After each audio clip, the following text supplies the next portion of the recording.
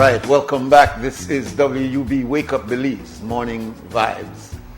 We'll open up the phone lines now as we await the call coming in from Mr. Hubert Pipersburgh, who will be our guest this morning. He is one of those voices. Yesterday, of course, we had Mr. Derek Aikman, and he is in Belize as the leader of a new movement, Buffin, and that new movement sort of incorporates some of what the other group of Belizeans that are attempting also to achieve. Mr.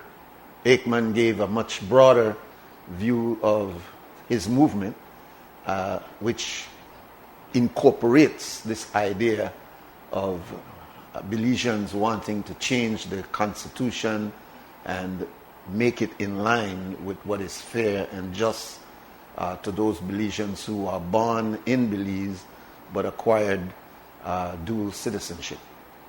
And all right, so we have Mr.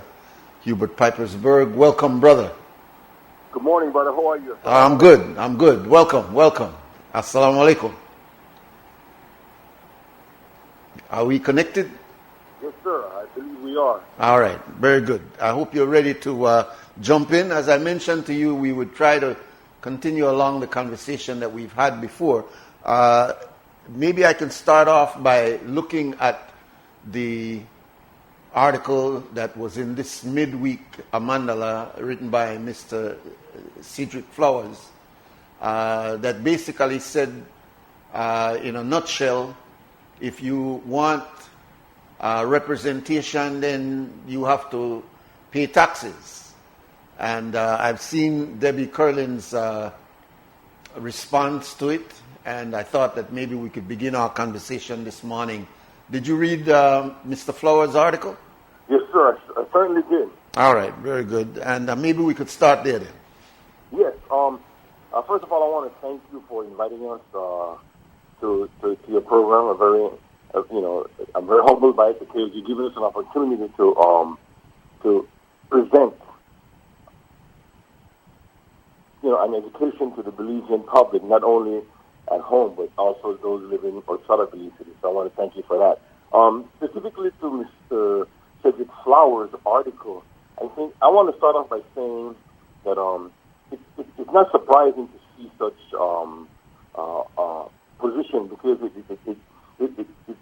just highlights the fact that those who are against or who are not in favor of the unification of the Belizean people to always try to find some reason or something for them to justify the continued discrimination or the continued marginalization of the Belizeans,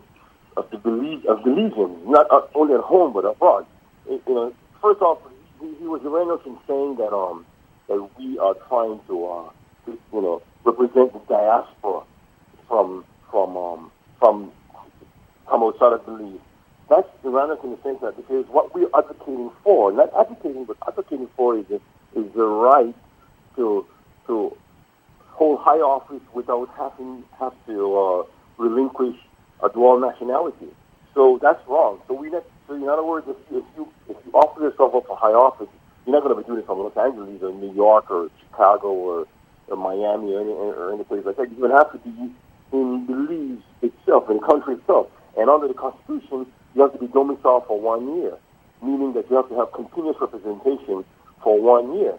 And also, people always, he also said that in terms of taxation, it highlights this thing about paying to play. Like if you don't pay a certain amount, you're saying that you will be excluded. And as it is, Belizeans pay. We pay. Belizeans in the diaspora pay taxes. If you look at those who own property, when you're saying, the mayor of Belize City, Mr. Bradley, was recently in New York City trying to set up or trying to educate Belizeans there on the ease of paying your taxes online. And they have some websites that they're trying to accommodate so that you can. Yeah, let me stop you, Abdullah. Two things. One is that for some reason you don't sound very clear.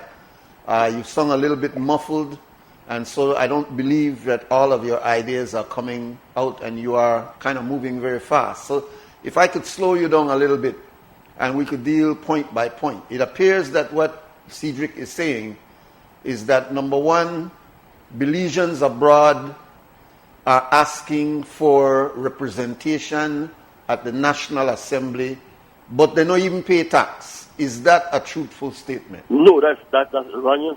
It's a very erroneous statement because, like I was explaining before, is that the mayor of Belize City was recently in New York City, trying educate Belizeans there on some website or some new thing that they have where you can pay property taxes and other taxes that you owe to the country online.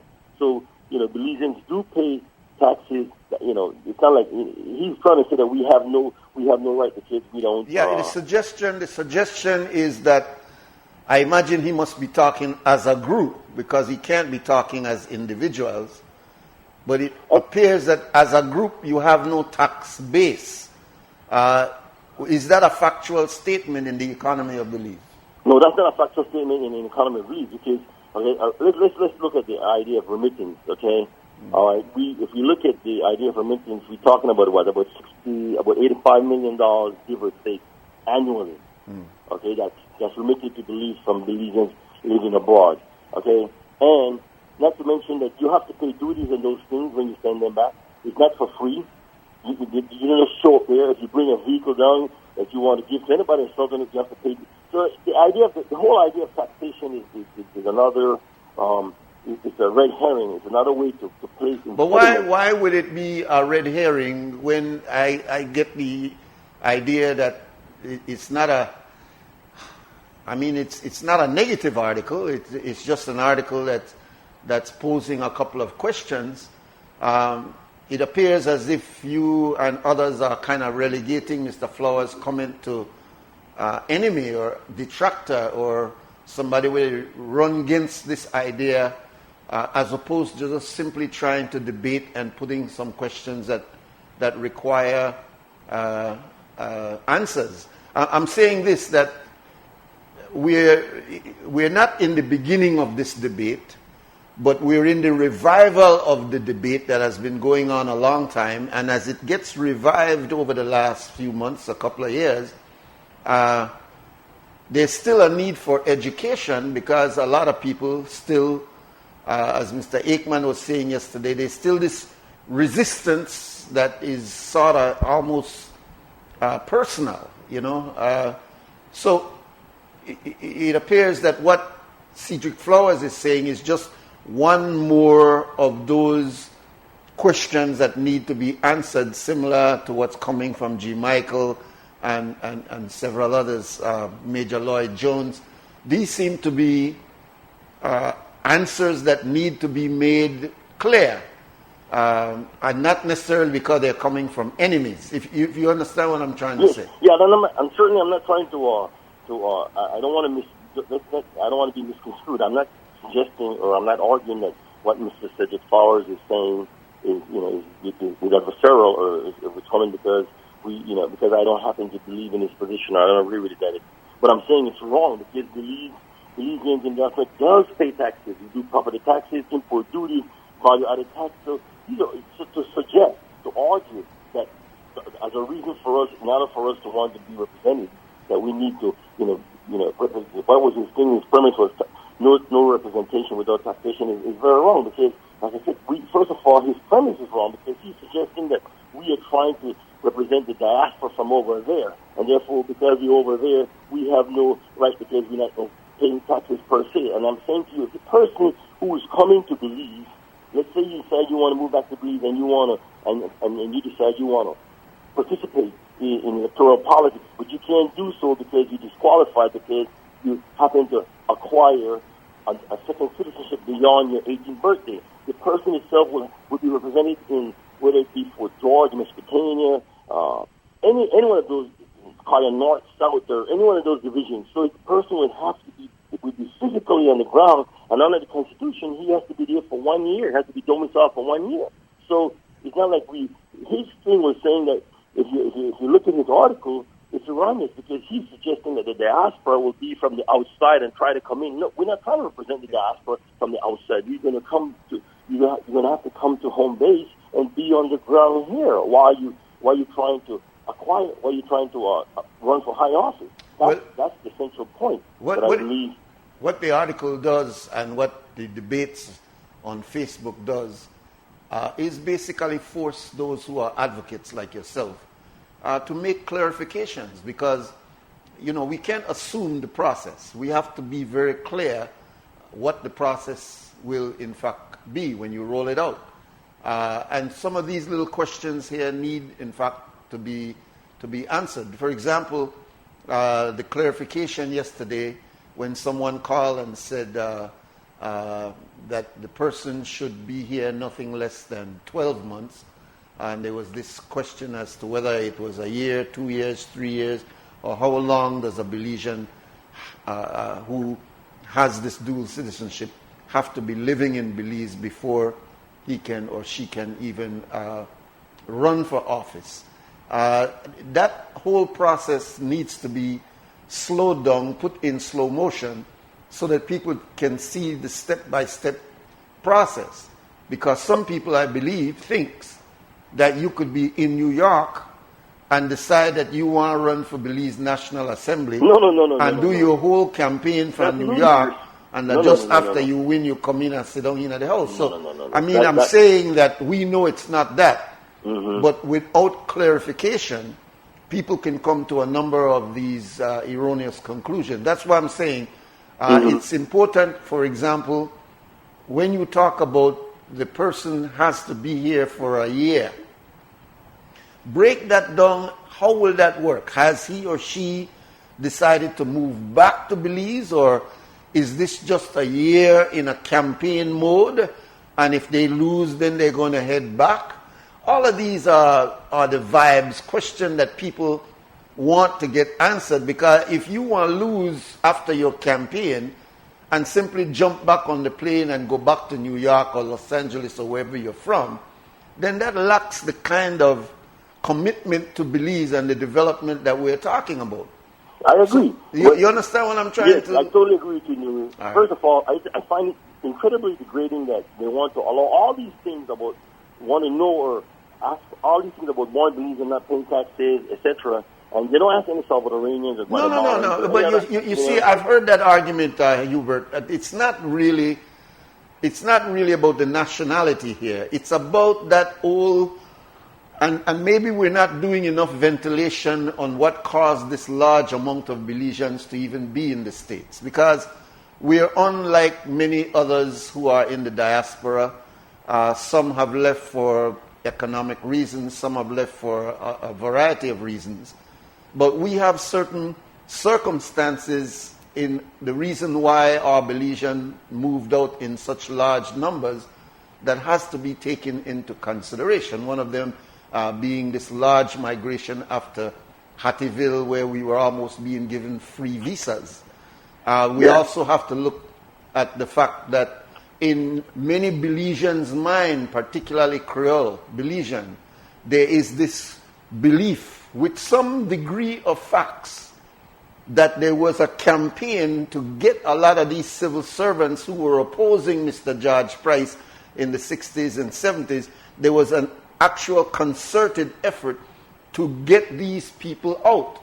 And these persons, when they formed their little communities in diaspora, they actually had an anti-George Price PUP sentiment because of this belief that George Price was the reason why we're out of Belize. So we have not taken a lot of those things into the equation, and so we seemingly having a kind of a academic discussion about changing constitution, but we know they touch the roots of why there is this resistance. They don't resist the Guatemalans coming. They don't resist the Taiwanese.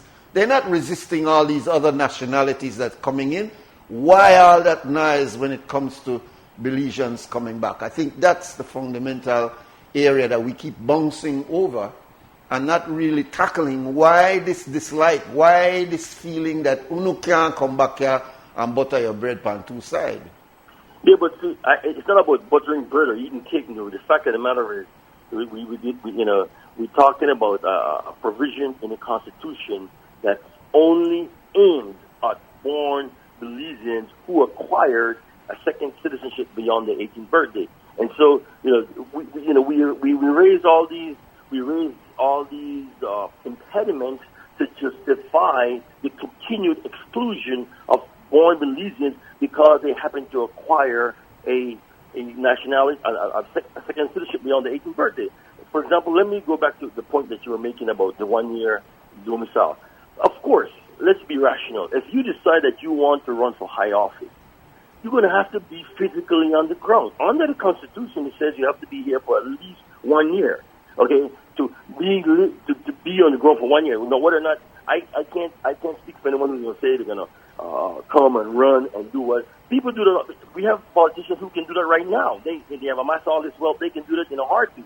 So I don't see why we need to single out our born brothers and sisters because they happen to acquire a citizenship beyond the 18th birthday. And because the idea is this, look, Belize is going to have to come to a point where you can't have this law. The law has to change. There's no if, buts, or maybe about that. The law as it's presently constituted is the playing field is that level. So either we're going to keep it that way in perpetuity, or we're going to revisit it and say, you know what, let's look at this question about dual nationality, because as it is right now, you have made allowances for dual nationality, you've provided for dual nationality, but then in the same language, you turn around and place impediments on the dual national. That's illogical. So either Belize is going to say, look, you know what, we need to revisit the dual nationality law, keep it as it is, or we're going to make some revisions to make it where dual nationals, it's clear on what you're going to make allowances and provide for dual national.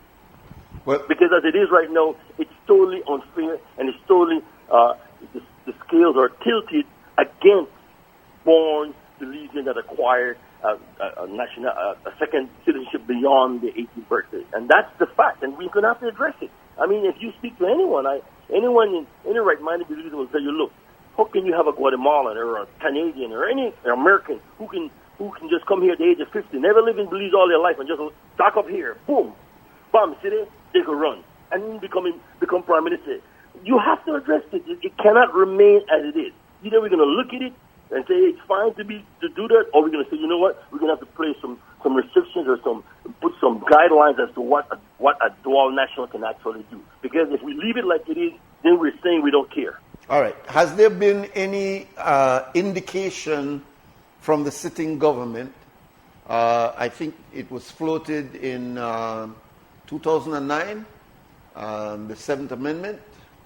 Has there been any indication, since your group have been really focusing on it now, have you gotten any response that government is even thinking about reintroducing this amendment? Well, I don't want to go that far and say that they're have you gotten any? Have you gotten any hope that you are in fact? Is there any light at the end of this journey? Yes. It's very hopeful, very quiet diplomacy on our part, and we're trying to. We're not going to make any huge fanfare about what we're doing, but we are working behind the scenes to try to see where we can deliberate. Where we can debate and get into a diplomacy with the centers of power on both sides of the aisle. It's important I want to reiterate this point, Nuri, that this is a non-partisan effort. This is not about the PUP versus UDP. It's non-partisan. It's not apolitical. Non-political is not. It's not based on religion. You can be a Muslim. You can be a Presbyterian. You could be a Catholic. You could be Anglican, Wesley, Nazarene, evangelical. Any one of those things. But the idea is that if you are a Belizean and you're under those umbrellas, you are still, in fact, being discriminated against by this law. And so our organization, the Belize Citizens Abroad, and there are other organizations as well, we're glad that, All right. Let me ask you another question in a different way, Abdullah. Are you hoping that your effort will produce results, meaning tangible results, before 2020? Or is it an issue that you're attempting to keep alive over the next 3 years in hopes that one or two or more political parties will attach it on to their manifesto promise in hopes of garnering the vote of those who agree with this? You understand my question? Are you going to wait 3 years, totally or is this something that you're hoping will become reality before 3 years? Well, we are hoping that it will become reality before. The thing about it is that we wanted to recall the amendment was tabled in 2009, I believe, as part of the Seventh Amendment. It was defeated because it wasn't, in my opinion, back then I wasn't even involved. It wasn't. I think the government of the day did not necessarily ventilate it properly and didn't present it as an option. They just simply put it there. Correct. And the avalanche of people who did not want that really came from 20, 30 years prior of that same, as I said, that that sentiment. And there was really no debate. It was more a very strong opinion of no. Mm-hmm. And it died.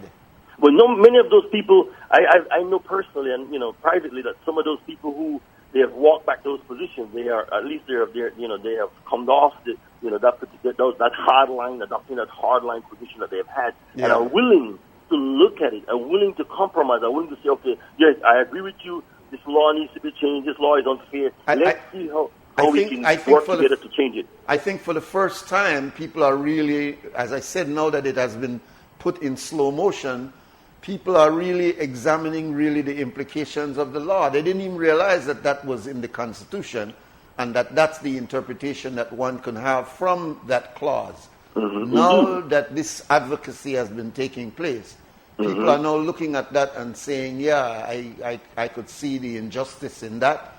And so maybe if it was put to a vote or a referendum, or if it was attached to a manifesto, I'm sure that people now have a better understanding of really what this is all about. But let me go to another section, because, again, the question is this all about just getting in the National Assembly? And the reality of getting into the National Assembly is that you know how politics operates in Belize. It does not necessarily mean that if someone, individual, man and woman, who have a dual citizenship gets into the House, that somehow because they're in the Ghana states or Ghana school estates, that it will make this significant difference. I mean, we've got individuals in the House now who are professionals, who are university graduates, etc.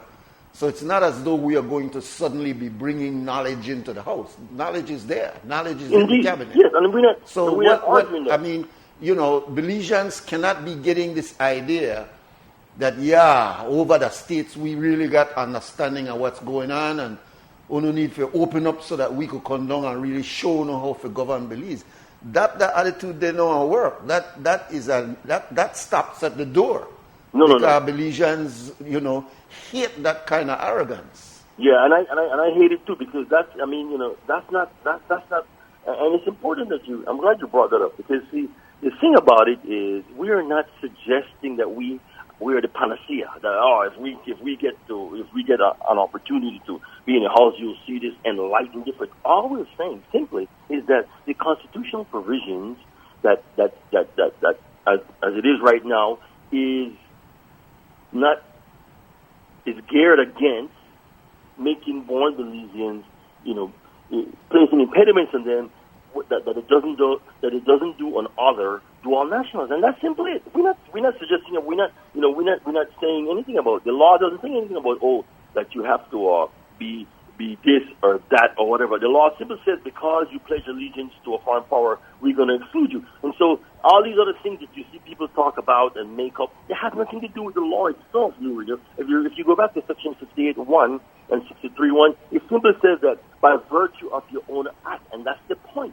Everything else that we bring to justify our argument is simply just that, justification to keep the unfairness going. The law simply says because you, Mr. Hubert Pipersburgh, or you, Mr. Nur Muhammad, because you went to the United States and you acquired a second citizenship beyond your 18th birthday, I will exclude you because now I'm questioning your your allegiance. I'm questioning your allegiance to Belize. And so all those things about, you have to do this, you have to bring this and bring that, those are just baggage that's added for people to say that, oh, okay, look, yeah, you're right, you should do it.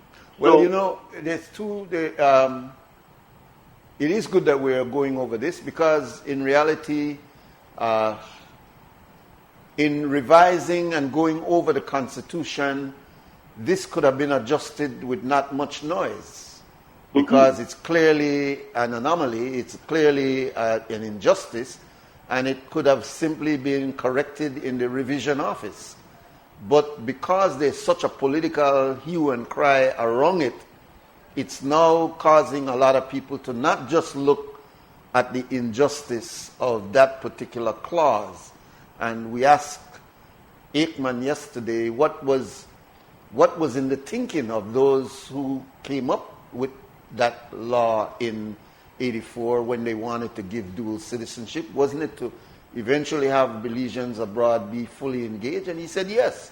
So why would this impediment be there? Why would that blockage be there? So as I'm saying, if it was simply the Solgen's office looking at the law, maybe it could be adjusted without the hue and cry that's going on now.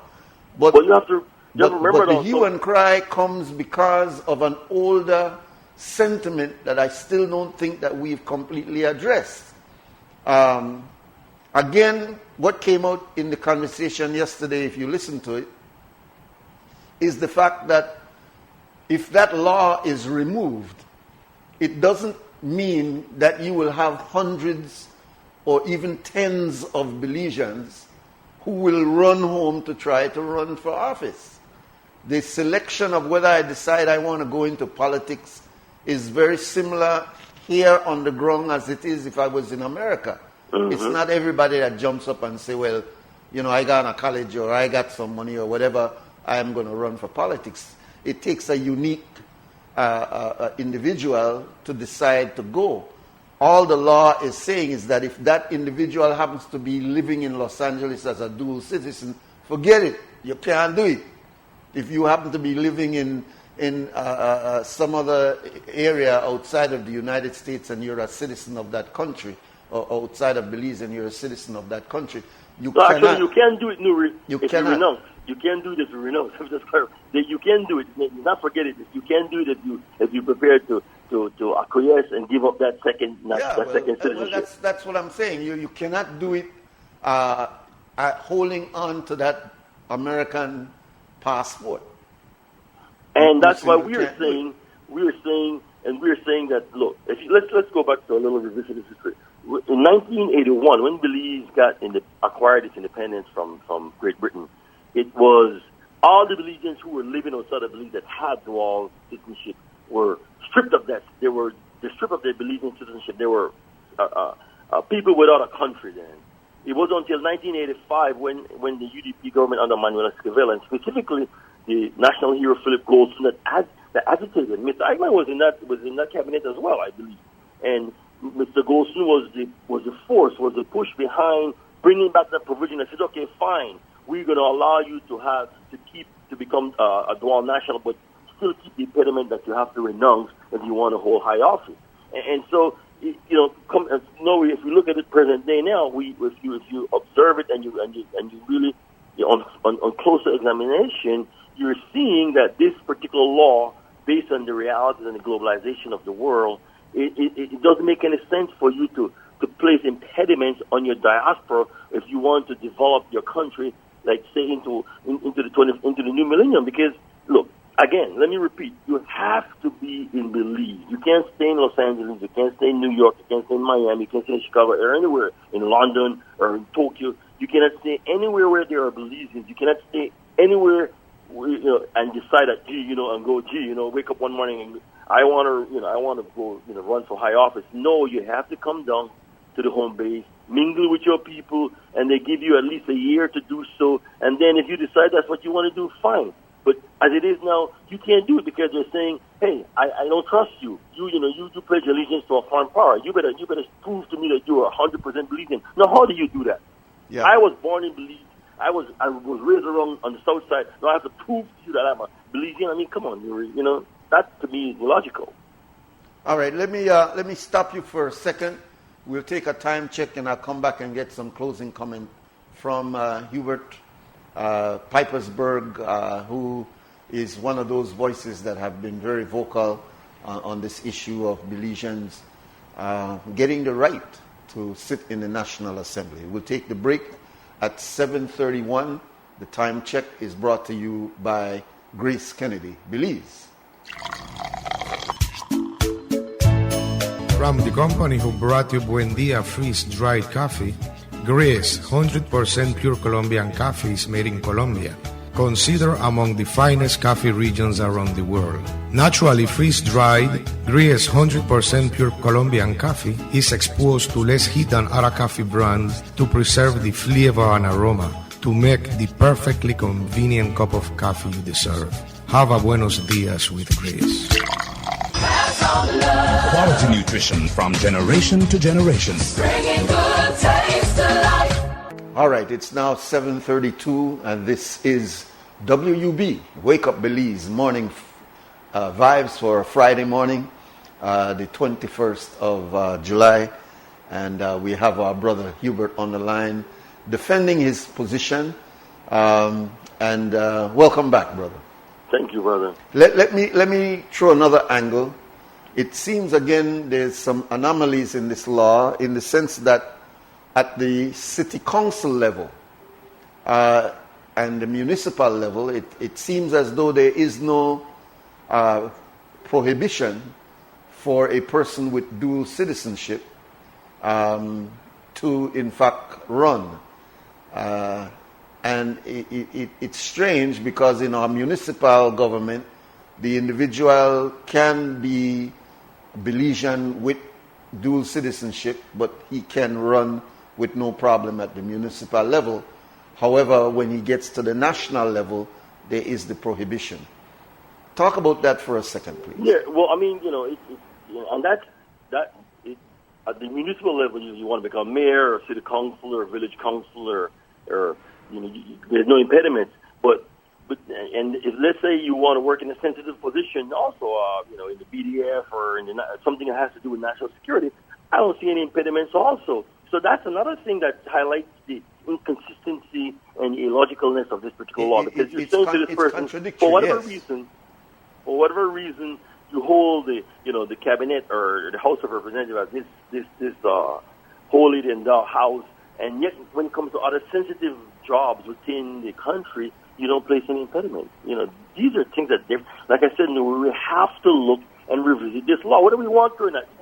Even if we decide we don't want to keep me out, I'm fine with that, but you're going to have to revisit the law because as it's personally constituted, it's totally illogical and doesn't make any sense. All right. Well, what about the U.S. law? And I don't necessarily want to use that jurisdiction as the only one, but this is an obvious part of the U.S. law that you don't necessarily have to be born in the United States to become a member of the Congress, to become governor, to be mayor, to be just about every public official in the U.S. federal and state government.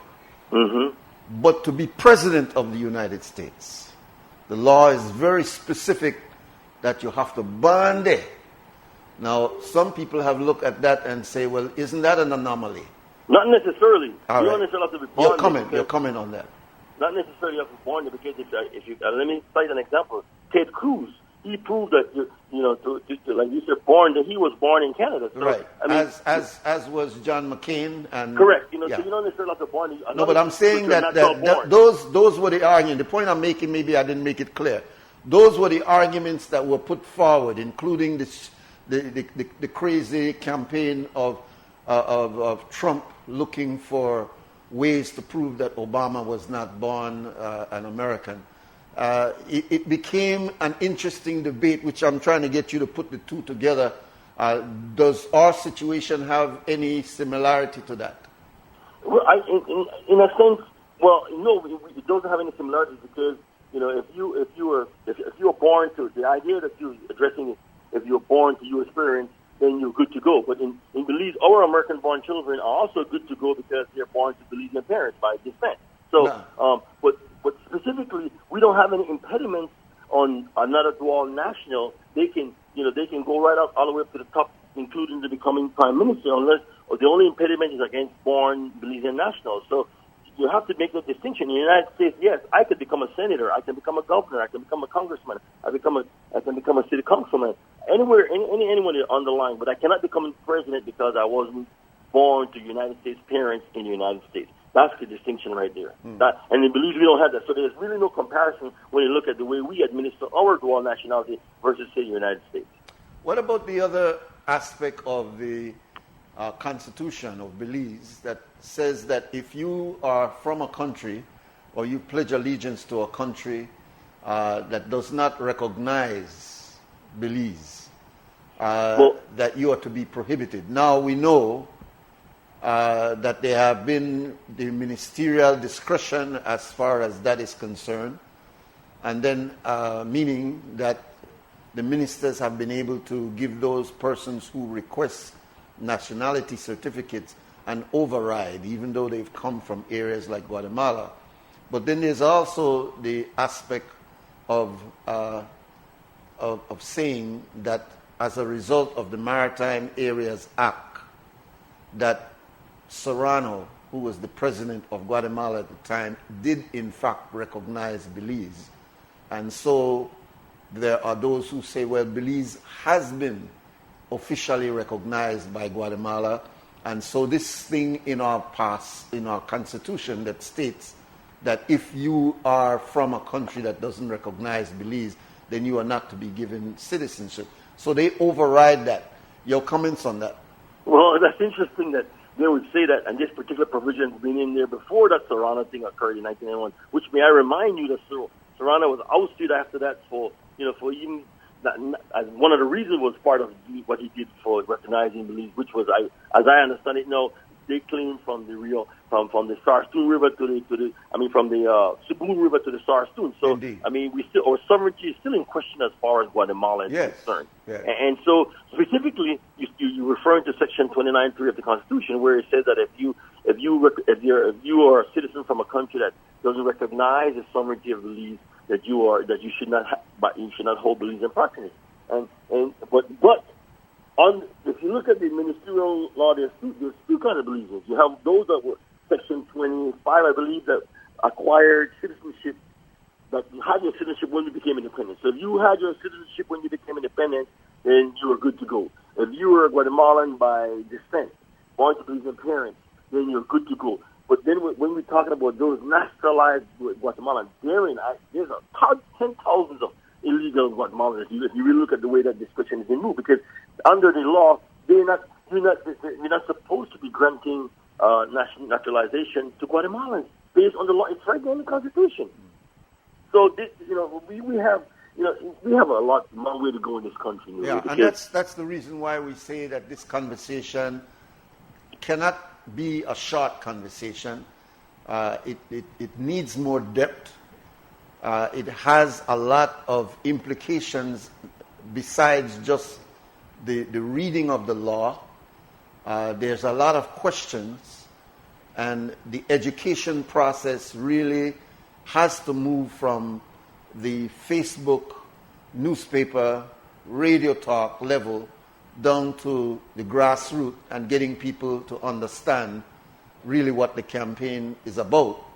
Because you will need those persons. You may be able to do it by persuading the leadership, the authorities, and especially since you have the UDP that initially had introduced Amendment 7. You could say that you have a friendly advocate or a friendly you have support in the present cabinet. But I've also seen where there are others from the People's United Party, like Mr. Karim Musa, that has come out very strongly in support of this area also. So it seems that you still need a lot of lobbying. You probably need less of the very legalistic aspect of it, because I think, to me, that's one aspect. The other aspect is just that gut level that needs to be clarified. Well, it's a very emotional thing, though, Nuri. I mean, like you said, people, for whatever reason, I don't know, it must be a CrossFit thing. Whenever you as a Belizean decide that you're going to object to something, or you want something ventilated properly or shed some light on it, it's like immediately you're attacked, you're denigrated, you're degraded for arguing simply that, look, this is a right that I should have. Let's revisit it and look and see how you can give me back that right that was taken away from me, honestly. So it's a situation where perhaps it's cultural. It has a lot to do maybe with what's a social construct. But even if that's the case, right is right and wrong is wrong. You cannot make allowances for dual nationals, provide for them, then turn around and place an impediment on a dual national. That's illogical. It makes no sense. I'll give you as a case in point. You were used to live in the States. Let's say you moved back to Belize, maybe 10, 20 years now? 47 years. I was one of the early jumps. There you go. And they would the question, you Muhammad, your allegiance. Because if you had this is the kind of craziness that we're dealing with. Yeah. It doesn't make any sense to and I want the Belizean people to understand that, look, we are not your enemies, we are not your adversaries. All we're saying that we would like to see the unification of the Belizean people at home and abroad. That Derek Aikman was saying yesterday. We don't have a problem with Beaufort, with more groups in the area. But our difference with Beaufort is that we're not going to rely on any religious orientation or like that. And I'm not saying that because I'm trying to say that they're religious. I'm saying that our thing is that we want it to be inclusive, non-partisan. Everybody should be involved in it because it concerns each and every Belizean. You're not excluded at all. If you are born Belizean, and this is what the Belizean need to understand, if you are born Belizean, whether you live at home or abroad, if you acquire a second citizenship beyond your 18th birthday, I'm sorry for you, my dear, you cannot, in fact, hold high office in Belize, in the Senate or in the House of Representatives. So that's the fact, and this affects all the Belizeans. Every man, woman, child in that country, even if you're not living there.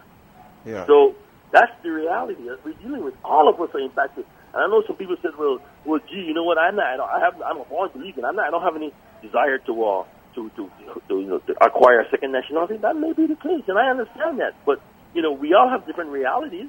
Some of us have green cards, and but they don't question our nationality. We get all the benefits from the United States, but we just don't go to the point where we say, okay, we're going to acquire the United States citizenship, but we still get the benefits. But you're telling me because I've done that, I'm going to give up all my benefits if I want to, sit for high office. To me, that's unfair and doesn't make any sense.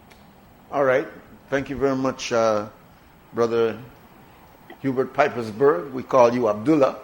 We appreciate your being with us this morning. I think it's an ongoing debate, and what we don't want is for it to drop down and become stale, because there are a lot of elements to it. For example, one of the elements that maybe when we come back another time to discuss it is that a lot of Belizeans who are abroad are really perceived as, well, we're not sure if you're a really still true Belizean. Yeah, you want to be that parent. For example, a simple thing like how you talk. We got what they call States talk, which is a little bit different than just the English that we speak in Belize.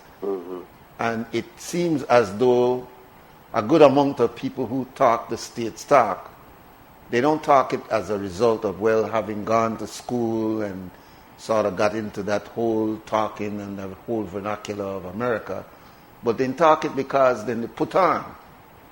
And a lot of our people hate that put on States talk.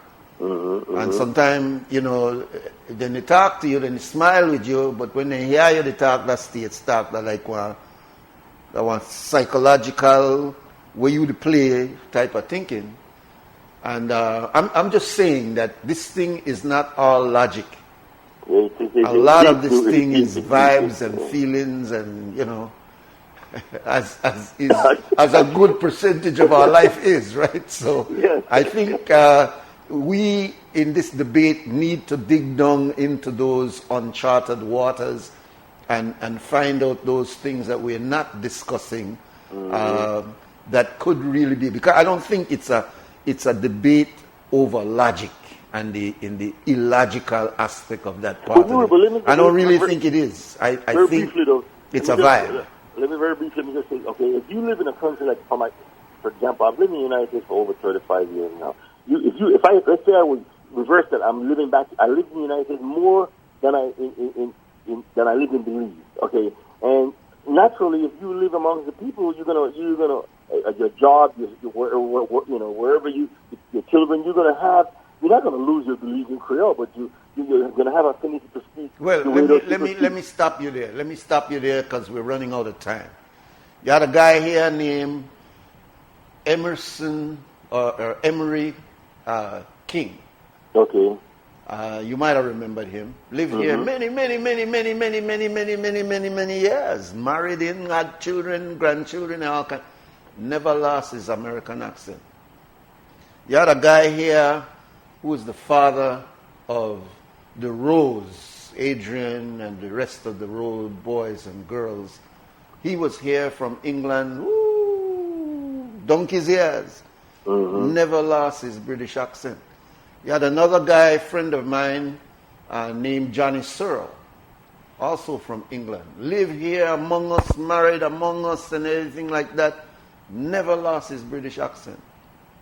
We go to America, and in less than 6 months, about this, we work with them, we're in a school with them, we lose our accent instantly.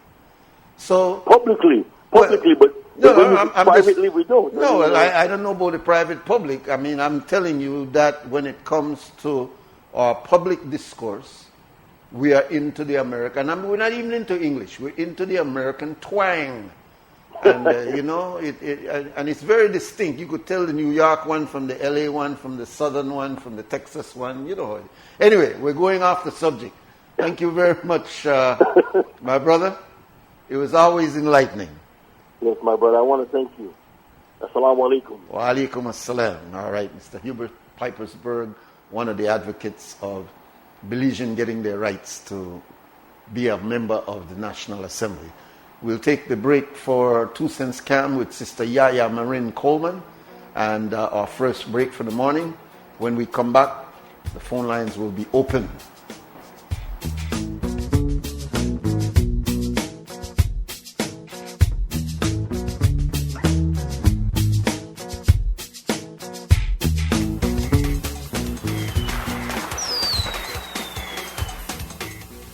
Come big up Friday. Who you want big up? First of all, I want to give thanks to the Almighty God. Big him up for giving us a new and a beautiful day in Belize. I want to big up my wife, my lovely wife, and my children. I want to say a happy birthday to my mom. Today is her birthday, although she's gone from us, but we still love her. Big up to St. Camera. Big up Friday. Who you want big up? First of all, I want to big up God. Having me here and my kids, them still here. I want to big up my baby girl, Lisani, Anissa. My baby boy, Marlon Jr., my husband, of course, Marlon Villanueva Sr., and most of all, my era Minister Faber. Big up. Big up Friday. Who you want big up? I want to big up my family. I've been up and seen by the Moreras and the Augustine family. Thanks for 2 cents. 2 cents come big up Friday. Who you want big up? First of all, I want to big up all the members of the farm organization. I want to big up all the angels and civil society, right? Enough love. 2 cents come big up Friday. Who you want big up? Director Mental Child Care Center. Big up Friday. Who you want big up? My daddy and my mommy. What are your name? Liana. Travis. Big up Friday. Who you want big up? Mommy. Thanks for 2 cents. 2 cents come big up Friday. Who you want big up? Man, I want to big up Trump with his shameless self, man. I'm in Belize. I'm out of my country on vacation, and I'm still seeing how he acting a fool, man, acting like a donkey. So I just want to shout out Mr. Trump, who's in the news every day, and I got something for you when I come back. I'm very energized, enjoying my time with my people down here. I'm going to be very energized to get with deal with that man and all the negative things he's trying to bring our world into. But in all seriousness, the Pitts clan, the Nemhards, all the good people, hard-working people of Belize, I want to give them a shout-out. And, the sun is beating down, but we pushing up. Good Friday, who you want to big up? I want to big up every black people who ever walk this face of the earth and every human being else with safe. Big up Friday, who you want to big up? All Boeing and Boeing customers countrywide, all of the magnificent Boeing and Boeing staff in all our sales centers countrywide, and corporate staff. Big up Friday, who you want to big up? I'll big up all the people now right now where they talk about Festival of Hope and the Praise God and so forth. Because right now we need a positive change in this country right now. Thanks for 2 cents.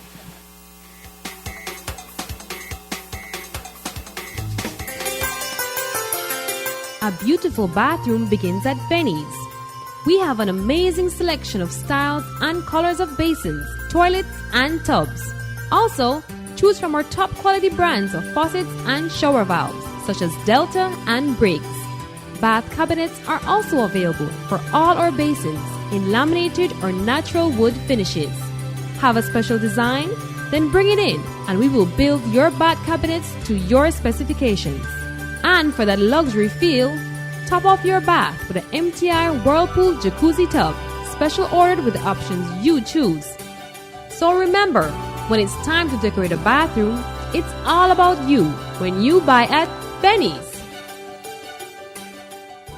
Can you afford to lose everything? In times of uncertainty, ensure you have the security of Quartz Payment Protection. When you shop on credit with Quartz Ready Finance Payment Options 18 months and over, if you lose your job after 6 months of making payments, our redundancy coverage ensures that the payment on your account continues for up to 12 months. Don't risk losing everything. Shop on credit with Quartz Ready Finance and get the payment protection plan that protects you against redundancy, disability, death, and loss of item due to natural disaster, fire, flood, or theft. Quartz Ready Finance with payment protection. Quartz, bringing value home. There are just a few products that every Belizean home simply must have. For the best tasting bread, Johnny cakes, tortillas, and rice and beans, you must have Fortina coconut powder. Your favorite tamales and baked goods are given that extra taste with Drummond pork lard. And last but not least, lunchtime is not complete without Drummond split peas. These fine products are available at a store near you and are competitively priced for any budget. Fortina coconut powder and Drummond split peas and pork lard, a Belizean must-have. What? 50%? Sure, no mess wrong, but what all you do on it, so? Well, I had just this. Snapchat, data chat, upload, YouTube, download. Dude, relax. That alone, data hug apps. If you want to do them things, Digicel have bigger and better data plans we need to look into. But I can't help it. Digicel 4G LTE so fast, I just want, chill. I feel you. You could go to data usage in your phone settings to easily monitor the amount of data each app is using on your phone.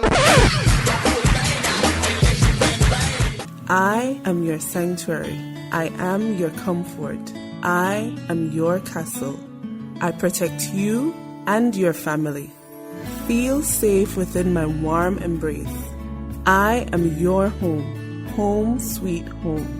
Take care of me with a homeowner's policy from the Insurance Corporation of Belize. You can trust that ICB will take care of me so that I can take care of you. For more information, call 224-5328 or visit icbinsurance.com.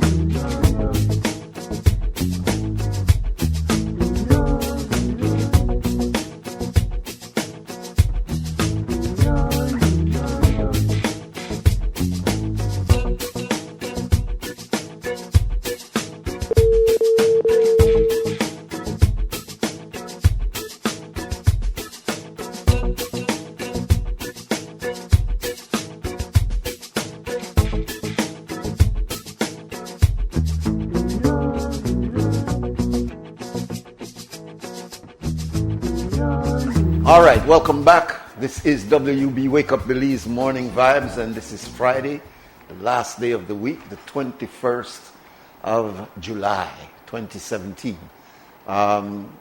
We will open up the phone lines now, and there are a number of little things here on my list that we want to discuss, but something I wanted to bring across to you very quickly from the Diaspora, and it's in this week's Mandala newspaper, and it's just showing you where we are going with this idea of diaspora and that we are not the only ones in Belize thinking like this.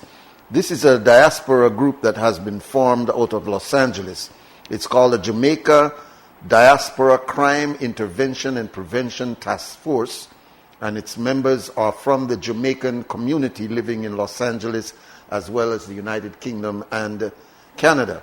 And they recently released this statement.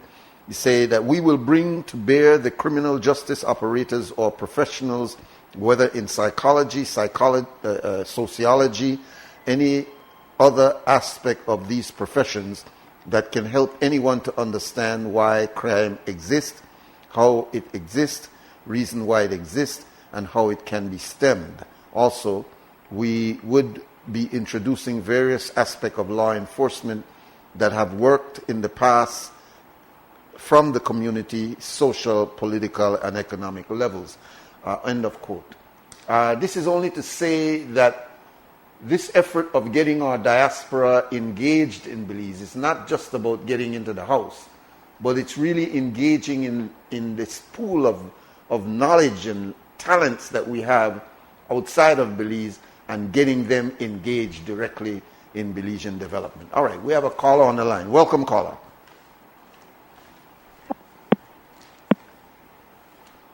Welcome, caller. Oh, I see. All right. Okay. Well, we'll ask you to call back and to get engaged. But this idea of us creating this forum for Belizeans abroad, really, this is the next level. Welcome, my brother. Good morning. Good morning, sir. Nuri, there are a couple of sides to this argument we're having here, or this debate, if you will. Sometimes I think I'm more on campaign. But, you know, we have to, first of all, if we're going to have this discussion, which is important, and we need to have it, be truthful in how we approach it. I think I listened yesterday to Mr. Aikman, and he referred to an anti-diaspora. And I think there's something wrong with that, because there's no anti-diaspora as such. There are people who do not agree that we should change the Constitution to allow those who have pledged allegiance to a foreign power to run for Parliament. And it's simple. The Americans do not allow a person not born in the U.S. to run for president. Hubert a while ago spoke of Ted Cruz and John McCain. Ted Cruz was born in America and in Canada, and he didn't even know it. Kind of reminds us of Chacron, who was disqualified, by the way.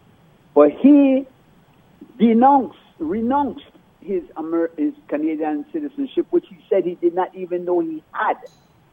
John McCain was born on American soil in the Panama Canal. Those are the two, and both were challenged in court and had to go through a lot of things just to be able to put themselves up, and none of them were elected. So there are a couple of things we need to be real about. First of all, we look at the word diaspora and what it means. We're talking about people who left Belize and live in other places. Many of these live in the United States. Now, those in the diaspora is also divided amongst different groups. There are those who have acquired other citizenship, but that we have to do a study as to how many, because I believe those are in the minority. You have those who have green card, those who have visas, and those who are elsewhere illegally, residing illegally. There are many of them. Now, amongst those who have dual citizenship, there's even a much smaller group In fact, you probably could put them on one hand. Who wants to come home and run for Parliament? The fact is that they could come home. Hello. That is a fact. Right.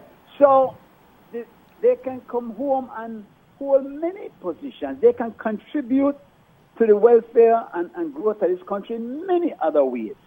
You have people, and we need to big up some people from the diaspora, like Vanessa Williams and Vanessa Jenkins and Gwenda Sherry and the crew who comes down with the diabetes people every year for the last 7 or 8 years, contributing a lot of money. None of them have ever expressed any interest in running for office. You have Coburn, Evandale Coburn comes in every year. He's been doing it even longer, giving basketball camps and all of that. He has said straight out, me don't want to run for no politics. I just want to contribute in the best way I can.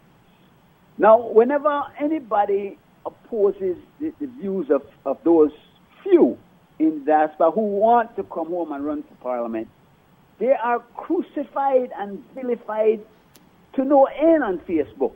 The last week, poor Cedric Flowers has taken a licking. All he did was present his point of view, whether right or wrong, whether it makes sense or not to you. The man has a right to present his views. You have Major Jones, who they always call the man all kind of name. Then I know the man. But because he does not promote the agenda or support the agenda, he's public enemy number one. And tell me all kind of thing, call me all kind of name, because I engage them with arguments on Facebook. I think it's healthy. First of all, I think the concept of anti-diaspora is so wrong. I believe so too, and I think that the use of that term was misplaced. But I do believe that there is a strong resisting voice out there, you being one of those. And I have seen mud being swung and flung on both sides of that debate. I agree. Now, the thing is, though, that opposition as such, I don't believe come from emotion as it does from logic. We are saying, and we are trying to hold this healthy debate, because, listen, Belize would be silly to say we don't want to have anything to do with the diaspora. We don't want your experience, expertise, and energy. No, please, we do need that. We need to understand that those who left for whatever reason, okay, you wanted to better your life, fine. You want to go over there and send something back to your people, fine. But I don't think that's the argument, though, G. Mike. I think everybody have accepted that, as you pointed out, the Diabetes Association, there's people with cancer, there's Dr. Arlie Pitters that come down with his group in Dangriga. I mean, there are a lot of Belizeans abroad who have contributed greatly to Belize. I don't believe that that's the question any at all. I think the question is narrowed down to this anomaly in the Constitution, which very specifically prohibits a Belizean who was born here and who acquires a citizenship elsewhere to come back here and to run without denouncing that citizenship that he or she has taken. That to me, that's a nutshell. It's not the big question of how much Belizeans are giving and will continue to give, regardless to this debate. No, but they are using that and holding it over our head as if, we can't stop this if you don't allow us to run for high office. But they can't do that. There's no way that cannot be done, G. Mike. But they're presenting this as a part of their argument, which is what is wrong, which is what I object to. I see. I don't know of those who are launched onto that. I've seen, for example... The man you just talked to, Nuri. But I've seen, for example, Debbie Curling's article is in this week's Mandala, responding also to Cedric Flowers, whose article is repeated in this weekend. Amanda, I suggest people read that. Because I believe, G. Mike, you have been one of those that have been contributing to the healthy aspect of this debate. The questions that you have put are sensible questions, and I think you have made this an intelligent debate, and there are others with this likewise. We tend to drop in at the Cruftyism every so often, but I think most of this debate is an intelligent debate. But you brought up a few interesting points, yes, and the Cruftyism, if you will. But there are, I mean, we could have a good discussion, a sensible debate about the matter because it's important. I don't see why we can't. I don't know why this is not going on in the House. But I'm saying that they cannot hold over our heads this remittance, because if you read Cedric's article, it is quite clear and it is true. The remittance was not a concerted effort by those abroad to say, why we have to help Belizeans. There was that we have to help our people, our own personal family and friends. Yeah, but it has a spillover effect. I understand that's a yes, mute of point. course, and we understand that. It's a mute point because once it comes into the economy. Yes. You know? But my point is that they cannot use this as a part of their argument to say, see, you have to allow us this because we do this, and if you don't allow us that, then you can't expect us to do this. Yeah, but it's a stupid argument for a small group. And believe me, as energetic as this group is, it's nowhere in comparison to the over 100, in my opinion, over 100,000 Belizeans that are over there. And I think it was you or someone else that made the observation that the largest amount of Belizeans over there probably don't have this concern any at all. Correct. They're too busy on survival that they're not even engaged in the social media and in the conversation going. So let's put that to rest. That's the majority. Then there are those who, I think if they decide that they really want to run, they are already contemplating, guess what? How serious am I? Am I serious enough to say, if this law is not changed, I am going to give up my American citizenship? I believe that there are some very small that have reached that conclusion. But Nuri, there's another side of the argument, and Hubert brought it up and seems to be walking back from his staunch point of let me run with my dual citizen intact. The other side is the Guatemalans who have received citizenship and the Guatemalans who are allowed to run for parliament. And I think that is important, and yes, we need to change that. I vehemently condemn that. And because of politics, we have had a lot. We saw Penna giving citizenship out of the back of a pickup truck, and still he has not been investigated for anything yet, despite a court order demanding that the commissioner do it. I don't care what he said yesterday or the other day. Well, you have to care what he said because he was under oath and he suggested that he did not do anything wrong. But that's another topic, another day. But I'm saying we need to address that. We need to do that. Nobody not born in Belize should be allowed to run for parliament because the system that we have would allow that person then to become prime minister. Yeah, but how do you put that? How do you put that horse back in at the corral, my brother? I mean, it's the simple. thousands and thousands of Guatemalans that are now Belizeans. How do you do that? There has to be a cut-off point, though, Nuri. You mean for the future, or what about those who are already here? Well, you're going to have to do something, but they need to be documented for sure. Boy, you are talking about a huge task. Well, don't you think it would be easier? At least we can discontinue this illegal thing that we're doing. But those things have to come in a section. What about while you are doing that, the adjustment to the anomaly in the...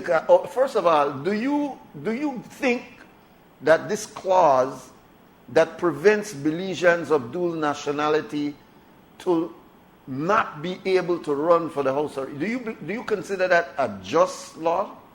I do consider it a just law. Oh, you do consider it just? I do consider so it you a do just not law. believe that should be adjusted or amended in any way? What you mean, to allow them to run while maintaining that American citizenship? Or whatever citizenship they have? Yes, I'm asking you if you think that law should be changed. If it is changed, it is to prevent others who weren't born in Belize to run. That's the only change that should be made. Would you put any clauses on that to sort of make it a little bit more clear, or would you leave it as it is? No. We need to make it clear. We need to make it clear that nobody not born in Belize or anybody with a dual citizenship as such be allowed to run for Parliament. So you would add to that list anyone who is born or anyone who has a dual citizenship that they are not allowed to run for the for. Yes, indeed. Yes, indeed. I see. That would include municipal also. Well, no. I mean, again, like in the United States, you can run for Congress or Senate. You can hold many positions, and I believe that there are many. Yeah, but that's the federal government, and I know in the municipal here, but in the federal government, you are allowed as a non-American born to go all the way up. So that's not an argument, but not the president. Oh, I see. Not the president. I see. That is clear. Now, my biggest concern, Nuri, and Hubert was talking this morning about taking the oath and pledging allegiance to a foreign power. Now, again, the oath is easy to find that every one of them must take when accepting or acquiring a U.S. citizenship. And that quote is specific. And I quote that oath.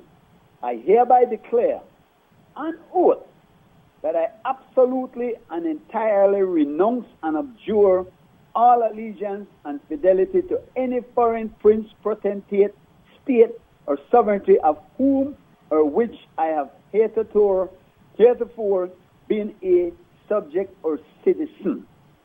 That is absolutely clear. They must take that oath.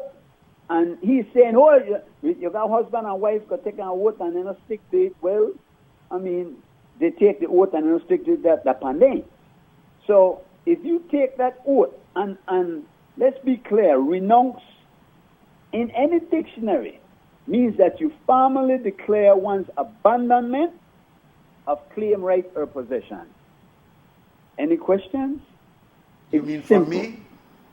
I believe that I know of the oath, and I read it where you've posted it.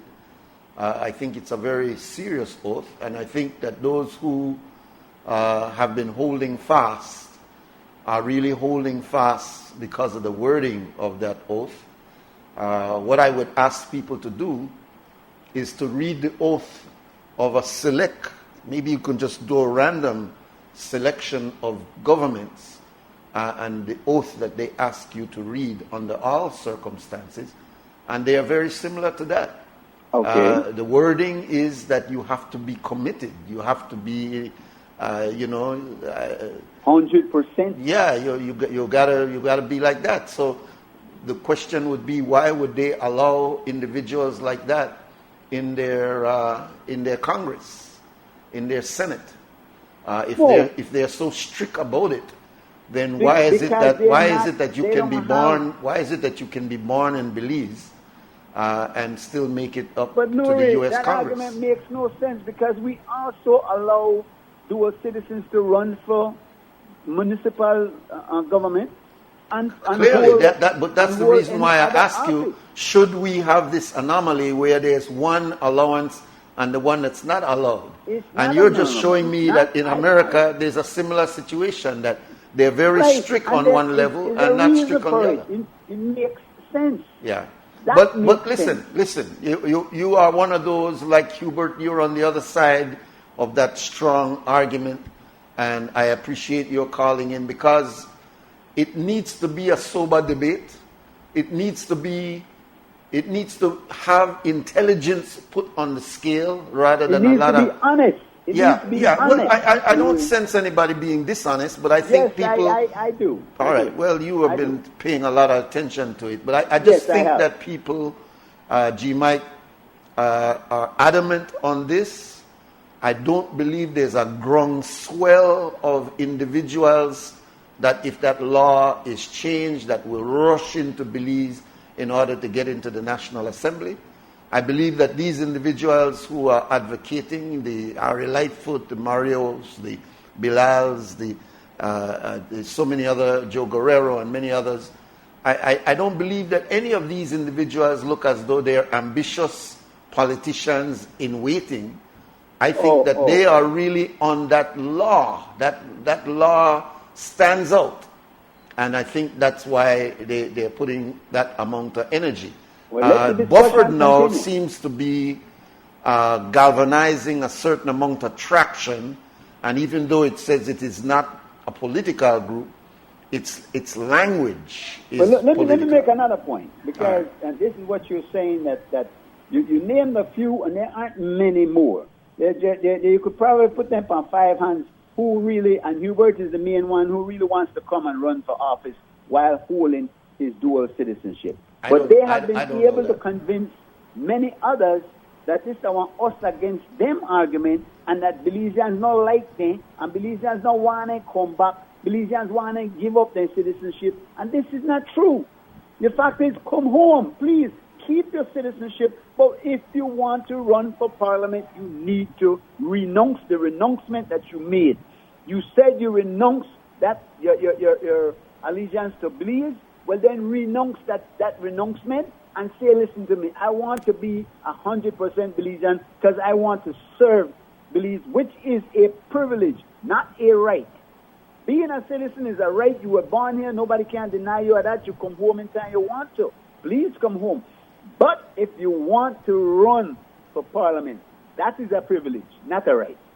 Have a nice day. All right. Thank you very much, G. Mike. Always an intelligent commentator. Before we go to the break, I'll just say this on this matter. We're almost 50 or 70 years behind when people were really putting super importance on nationalism and super importance on borders and super important on things such as your passport, etc., etc. I suggest to you that the world that we're living in now today still has the old elements of that kind of nationalism. But today, nations are looking to take advantage of their talents wherever they can find them. And particularly with this new level of technological environment, there are people who are they're in virtual relationship with each other, not necessarily physical relationship. Because what is being found out now and has been discovered for so long, that it is really about what mental power, what energy that you bring within a debate and a conversation, as opposed to you physically being present there. And I think, we will come to realize that we cannot afford to not have the engagement of as many of our people in the so-called diaspora as possible.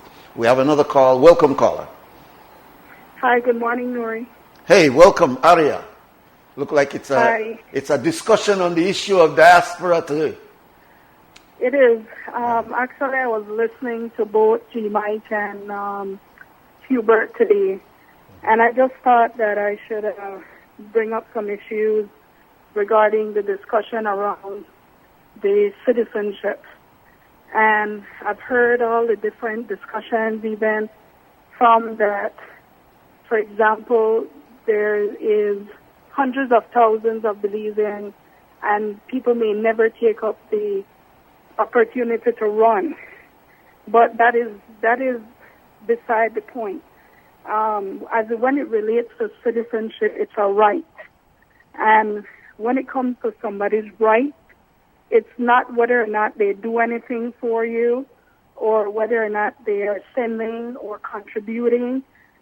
The minute that somebody has a citizenship, they have the right to vote. They have the right to participate in their elective process, even if that person never decides to take up that right. So regardless of, I don't like this and I don't like that, and that is why this entire immigration process is so important, because the minute you decide to give someone a citizenship of your country, it comes with rights intact. So just to I don't want to say that people's concerns are not important. They are. But if I have to make a comparison to the U.S., for example, the civil rights movement, where the southern states came up with a lot of different ways to prevent people from voting and participating in politics. One of them, they were required to take literacy tests, or they were required to pay certain taxes or prove that they had ownership in certain properties. All those are ways that you're suppressing people from exercising their due rights.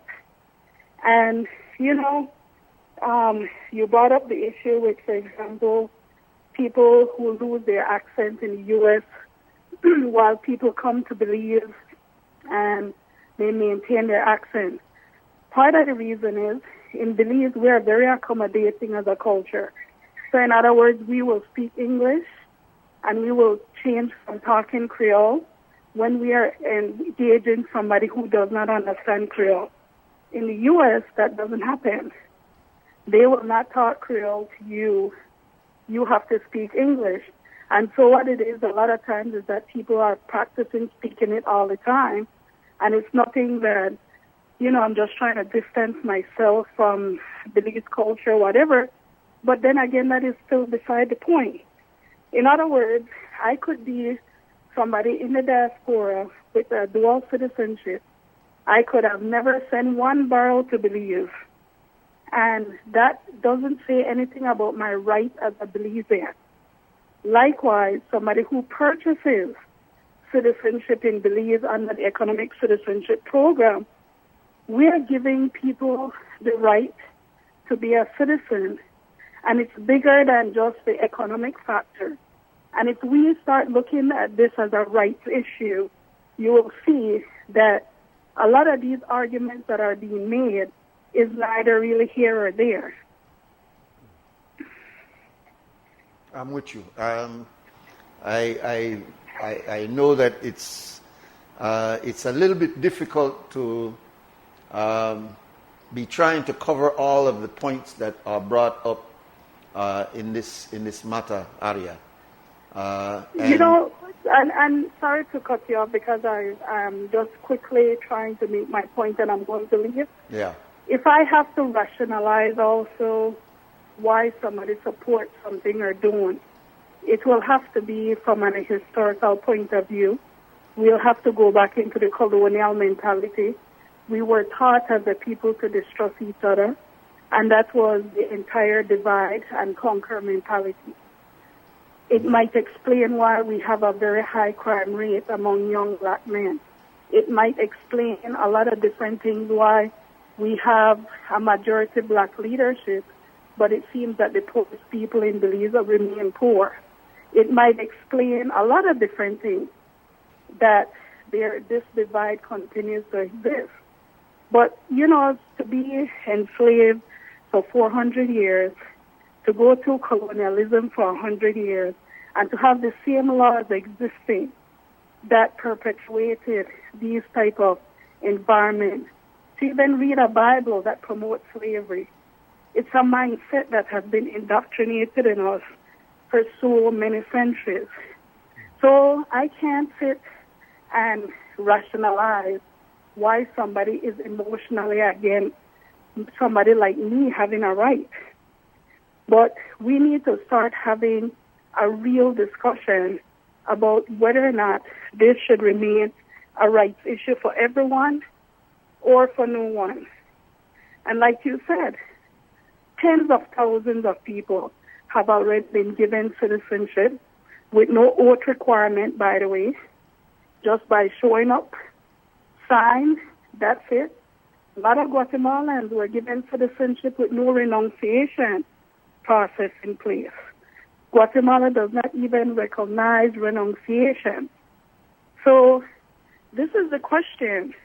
As a country, we need to decide what is the purpose of creating a discriminatory nature in just one sector of your population. We are all supposed to be equal. Period. It doesn't matter if I'm Guatemalan. The minute you decide to give me that citizenship, it's equal. As it relates to the United States, if you're not born in the United States, but your parents are born in the United States, you can run for president. So they actually give credence to their born population. We do not. And that's all I'm going to say. Have a good day. All right. We and appreciate take care. it, Aria. That is Aria Lightfoot. She comes on periodically with us likewise. Before we go to the break, I just want you to be aware that on page, it's in this week's Weekend Amandala.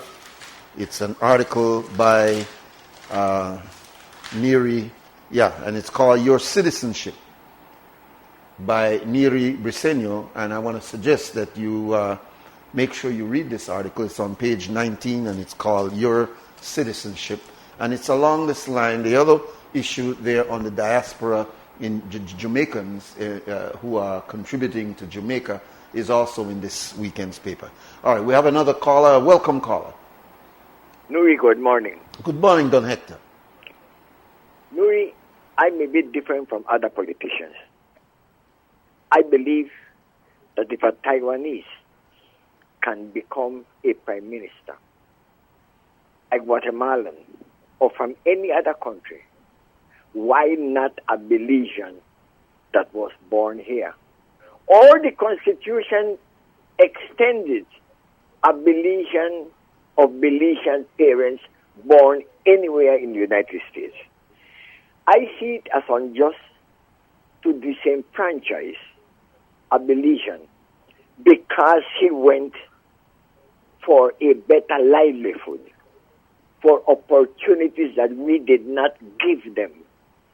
So I am joining those Belizeans abroad that complain that why is it that right now we have immigrants coming even against the Constitution, like the case of Guatemala,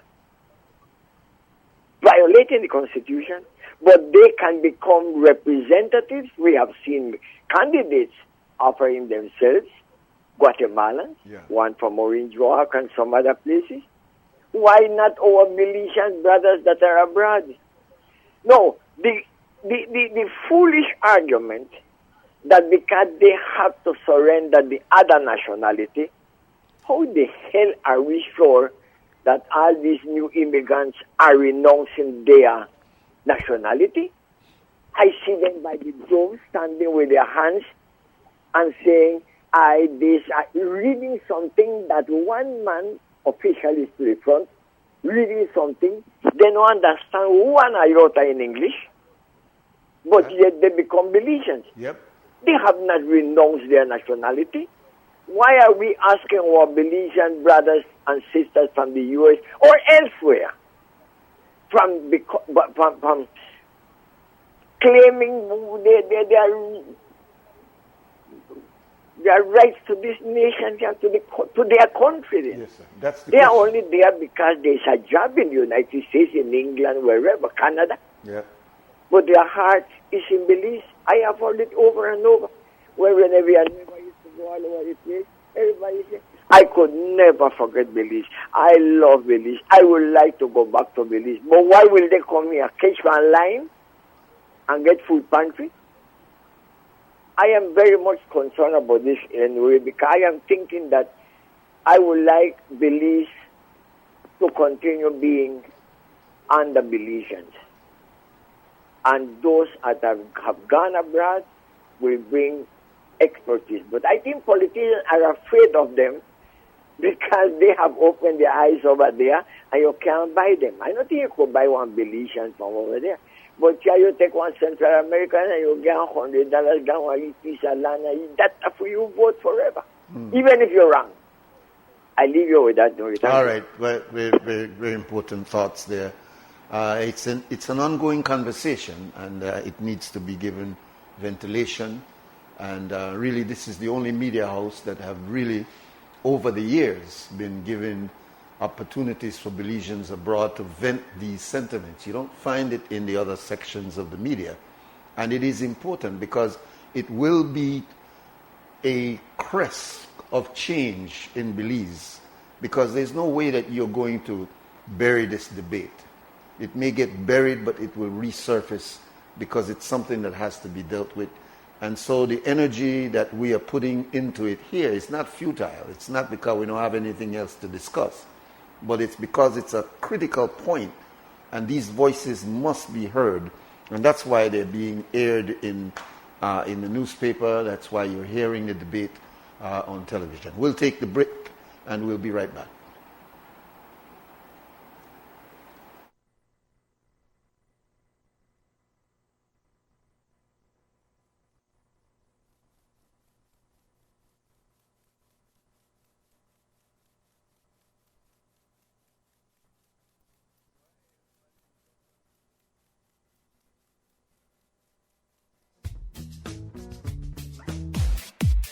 If you're dreaming of owning your own home, whether it be refinancing, buying, or building a new home, Atlantic Bank can help. Join us at the Belmopan Civic Center on Saturday, March 12 from 9 a.m. to 3 in the afternoon and take advantage of our promotional interest rates and free expert advice from select businesses such as Atlantic Insurance, Egoli Estate, 4 Realty, Ascon, Diamond Realty, Cyber Realty, Vista Real Estate, and DreamWorks. There will also be delicious food from Miss Deb's Food to Go, entertainment, giveaways, and much more. For more information, visit us at www.atlabank.com. Atlantic Bank, building the future together.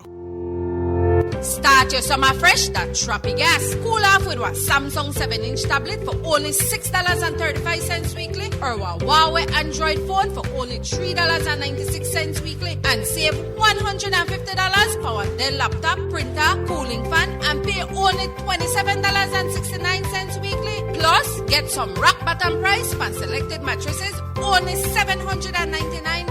This school year, Trappy Gas got your back. Get $100 for school supplies when you buy sofa sets, $1,399 and over, and you could win $500 cash towards your back-to-school expenses, or one new Harrow bike worth $800. Just buy pan credit and get one chance for win. Remember, pay only $10 deposit. Trappy Gas will always give you more. Belize's dense jungles and extensive cave system is the perfect playground for the thrill seeker in you. An exhilarating mix of nature, adrenaline, and speed is what awaits you at Chukka's Jaguar Park location. Chukka, a tour operator, guided by a spirit of exploration and adventure, driven to define, design, develop, and deliver tour experiences of the highest quality. Arrange a play date with us. Book your adventure package today. Call us at 610-4452 or 610-4456. Chukka, it's time to play. The Radisson Fort George Hotel and Marina offers a delightful dining experience at our fine food and beverage outlet. A colorful array of cultural and international cuisine is our trademark. Enjoy palate-pleasing meals at either of our two restaurants, the St. George's or Stone Grill. After eating a delectable meal, you can enjoy tasty desserts at Le Petit Café. The irresistible smell of freshly baked pastries made right here on the premises keeps you coming back for more. The display is attractive and the variety keeps growing. Want to relax and enjoy a cool, refreshing drink? Visit the Bayman's Tavern. It combines cool tropical drinks and fresh sea breeze over a spectacular sea view for a memorable dining experience. So pull up a chair and unwind on our outside deck or inside in air conditioning comfort. Radisson Fort George Hotel and Marina. Your satisfaction, our pleasure.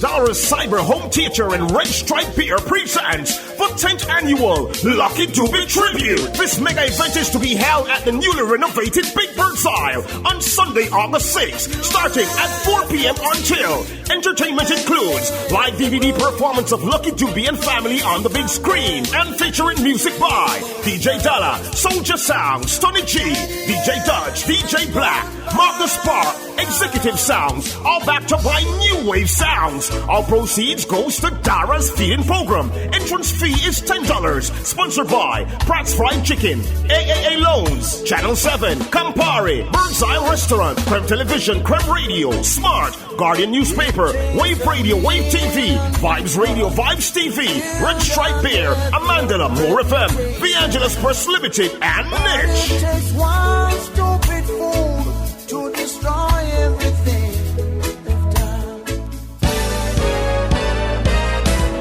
The UBAD Educational Foundation presents an evening of exquisite poetry from Belize's best poets with its monthly open mic poetry night fundraiser. It's going to be from Thursday, July 27th from 6 p.m. to 9 p.m. on the lovely seaside deck at Spooners on North Front Street. Minimum donation of $5 with all proceeds going to support the work and vision of the UEF's Library of African and Indian Studies. Come for an evening of verbal journeys from dynamic imaginations of Belize's best poets sharing their poetry. Come to share your poetry on our open mic or call 628-1561 to reserve your space to read. The UEF monthly open mic poetry night fundraiser on Thursday, July 27th from 6 p.m. to 9 p.m. A night of beautiful poetry. Come listen to the fire of our voices. See you there. Oi! Oi! How the board they are deal with? Don't touch my radio, you know. Leave it for 96.5 FM. Leave it on KREM. Don't touch my radio dial. I them sitting out there deal with it. On the must maddy, who the one get slew, or to the one get hurt. Wanna touch my radio for? They must see mother, they must see crazy. Don't touch my dial, so you have to face me. Turn up the radio, turn it up a little bit louder, louder. Me listen to the radio station, but the KREM say me rather, me rather.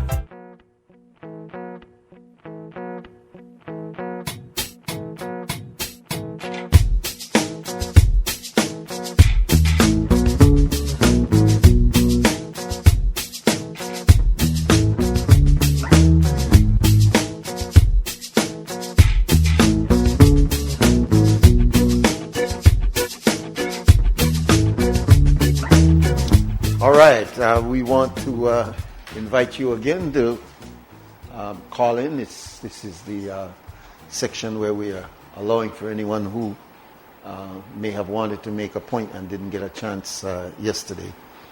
We want to talk about, just remind you about an event that is taking place over the next couple of days to commemorate Emancipation Day. And so we wanted to make sure that you're aware of the events. On the 31st of July, which is the night before the 1st of August, which is Emancipation Day, at 10:30 in the evening, at the Queen Street Baptist Church, there will be a service, a religious service, commemorating the coming into of the 1st of August, which is considered Emancipation Day throughout the Caribbean. On the 1st itself, at 6 a.m. at the Buttonwood Bay Boat Space, there will be a gathering with drums and persons remembering that particular important event. Also on the 3rd will be a lecture at 6 p.m., which I think takes place that same day at the Gateway Youth Center, which is down the corner here by Gwen Liz High School. So we want to remind you on the 31st at the Queen Street Baptist Church, on the 1st, which is 6 a.m. the morning of the 1st, at the Buttonwood Bay Boat Space. And then later on that evening at the Gateway Center, there'll be a lecture by Dr. Patricia Rodney. And I think I read elsewhere that this is the widow of the great Dr. Walter Rodney. So that should be extremely interesting, and we suggest that you participate. You know, Emancipation Day, the 1st of August, is considered a holiday throughout the Caribbean because that day is considered the official day when slavery was, well, you know, the Emancipation Day is a big debate, but it is called the day that they officially abolished slavery in 1834. It was 4 years later in Belize in 1838. The circumstances as to why that delay took place is clearly documented in history. The mahogany market was very high during 1834. And so the slave masters here delayed the emancipation so that they could take advantage of the high yield of the mahogany.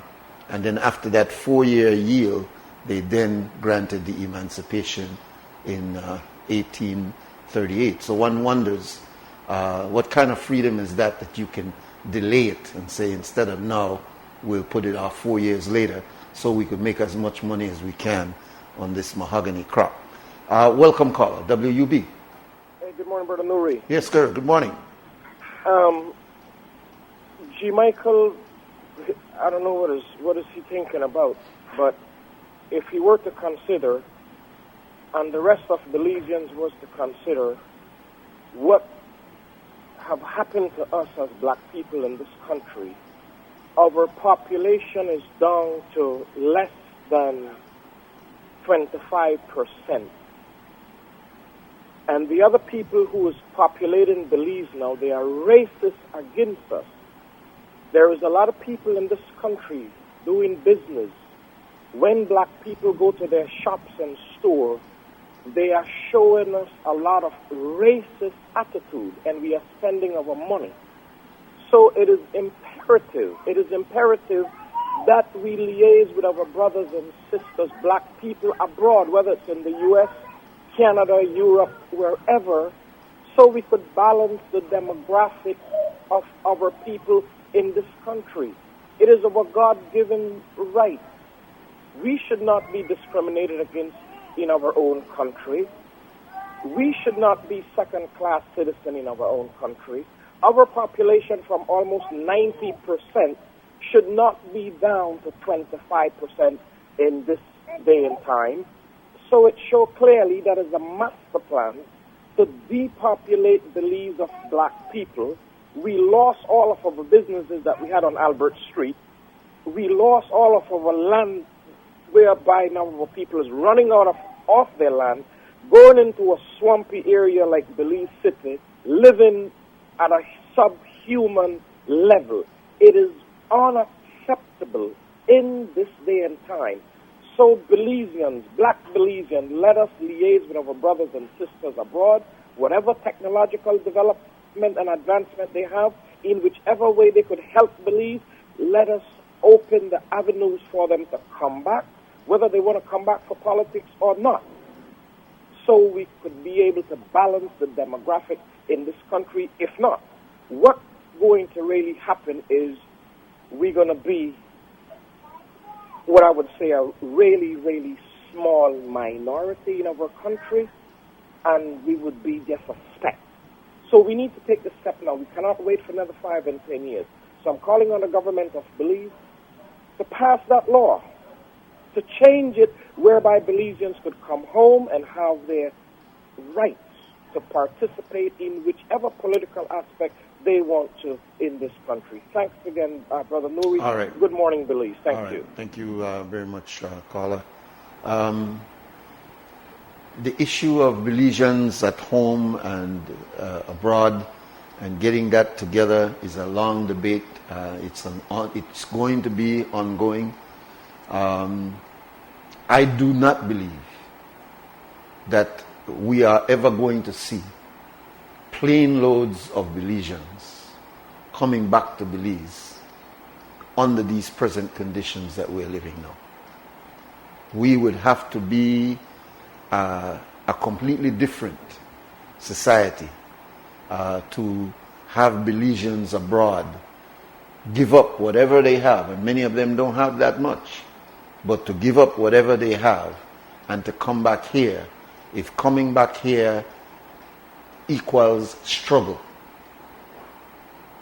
The reason why they left is because they looked at this as too difficult a struggle for whatever they will gain. And so the opportunity came for them to struggle in another area with the assumption that they're gaining more than if they had stayed here.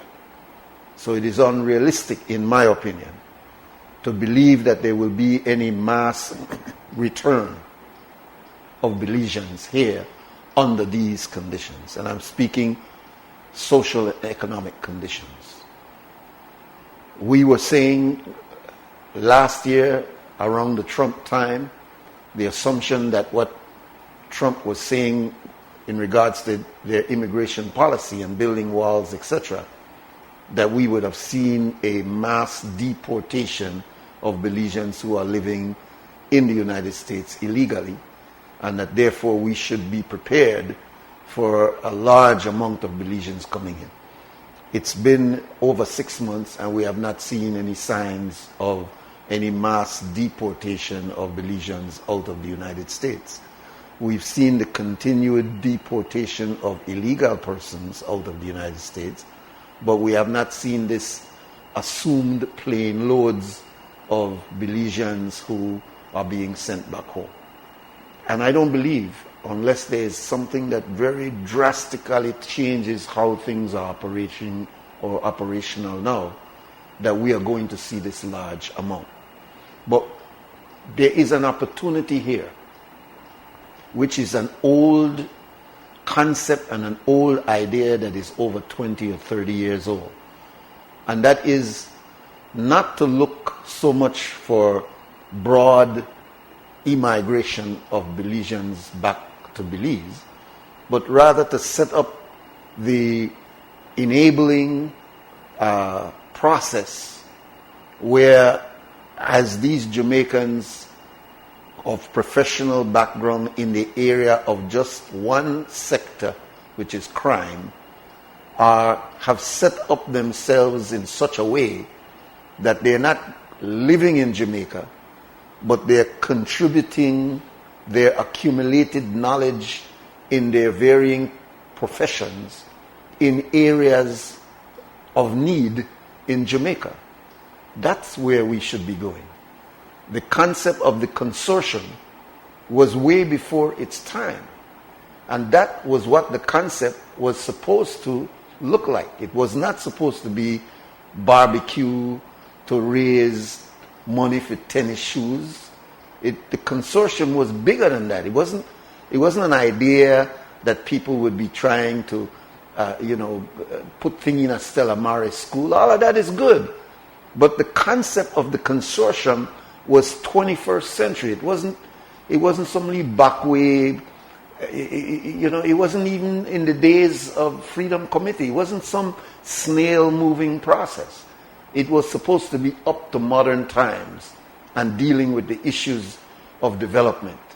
And it is still there that, in my opinion, we will feel the impact of Belizeans abroad. The idea of Belizeans abroad coming back and entering the political fray. As I've said, even the local person that enters the political fray in Belize, that's no joke, You just can't think you come out from Los Angeles or New York or wherever you think you come from and you just drop in and you're on your way to the house. There are many, many, many processes. There are conventions. There's getting on the ground and building up your campaign. There is being able to convince the people in your constituency that you're good for them. It's a matter of also going to the national vote and getting your constituents to see that you are the best person. And even if you get elected out of a particular constituency and your party wins, it still doesn't mean that you from New York or Los Angeles or Miami is somehow going to play some hero role in the cabinet. Unless you're the prime minister, you're going to be under the umbrella of the cabinet, which is a collective thinking, not a New York thinking, not a Los Angeles thinking. It's a collective thinking. We have another caller. Welcome, caller. Yeah, it's me again, Brother Nuri. Not too much about the Belizeans coming back, but what are we going to do with the demographic? Since our population is dwindling, my question to you then, what would you suggest? How could we balance that? Could we bring in some African brothers or Haitian brothers to balance the demographic? Because we are outnumbered 10-1. So what are we going to do? We that is fighting the struggle here, could we just pack up then and go to Africa or just watch it crumble? Because we are tired. You all know, Brother Nuri, I'm getting your age, man. We've been fighting hard and retired. I see. And we would love to see our brothers and sisters come back, yes, but then what are we going to do about the demographic? Or let us go in a little corner in Africa and spend the rest of our days there, man, because it's sad to see. It's sad to see, brother, what is happening, man. And, you know, you was a youth, I was a youth, and we getting old. You got grandkids, I got grandkids, and we... I got you. No, we identify with those thoughts. I think what we're just trying to do is to put it into a realistic context. Let's talk about, for example, the work that was spearheaded by O.C. Chester Williams, no longer the O.C., but the ACP Chester Williams, Diane Finnegan. That work, which is dealing with a specific problem that we have in Belize. Do you know the amount of expertise that we have in America that can assist us with this issue of crime? Not only Jawi, who was a brother who came down here having gone through the streets and the gang wars and was able to come and use his experience to assist our youths and had great success. But I'm saying that there's so many others in the area of crime fighting. Their professionals that if we had this kind of relationship, do you know how much assistance could have been coming from the diaspora to help the efforts that was being headed by Chester Williams and Diane Finnegan? There are literally hundreds of persons with that kind of background. Let's take the call. Welcome, caller. Caller, me again. Okay, welcome, G.Mike. Just a couple of things, because yes, we could go far with help from the diaspora, and that is understood. They don't have to be politicians. I don't think we need more politicians. We need more concerned citizens and people who are interested in forwarding this country. Granted, I agree. The previous caller, and I wonder about us, some of us being myopic. You said something about us being 50 years behind in areas of nationalism and whatnot. I'm wondering about demographics, because this previous caller is suggesting we even bring in some Africans, because we need more black people as per color of skin. Now, really, do we really want to concentrate on the color of skin? Martin Luther King said, "Judge not a man by the color of his skin, but the content of his character." That is neither good nor bad. You have to judge him by his character. We need people of character, people who are willing to help this country move forward. Are we going to then concentrate and say, you know what, we don't want no Spanish, even though they're not good farmers and good for the country? We rather just the Haitians, the Africans, black people, because we want color to this country.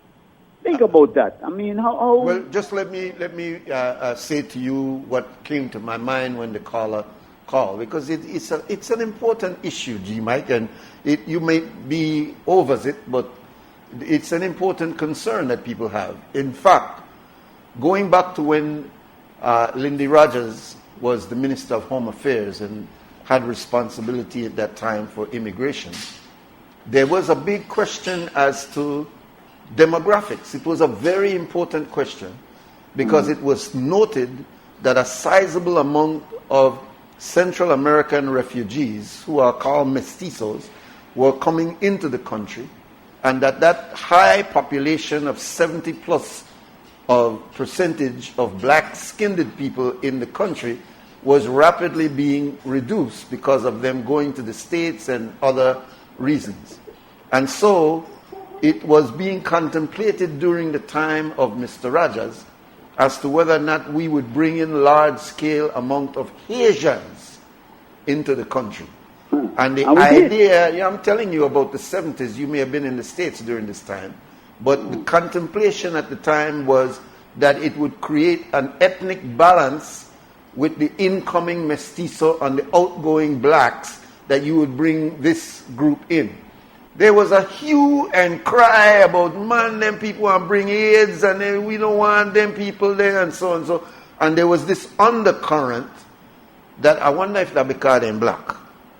So this idea of the demographics, even though we don't discuss it, it has always been an issue. Yes, but you know what created that is the many who, the brain drain. Those who went to the United States, they created a vacuum that was filled. In fact, what we need to be more concerned about right now is this refugee program that's in place, that's bringing the gang members from Salvador and other places that are coming in and they're using Belize as a weeding ground to see who's eligible to go to the United States and what happens to the ones who are not.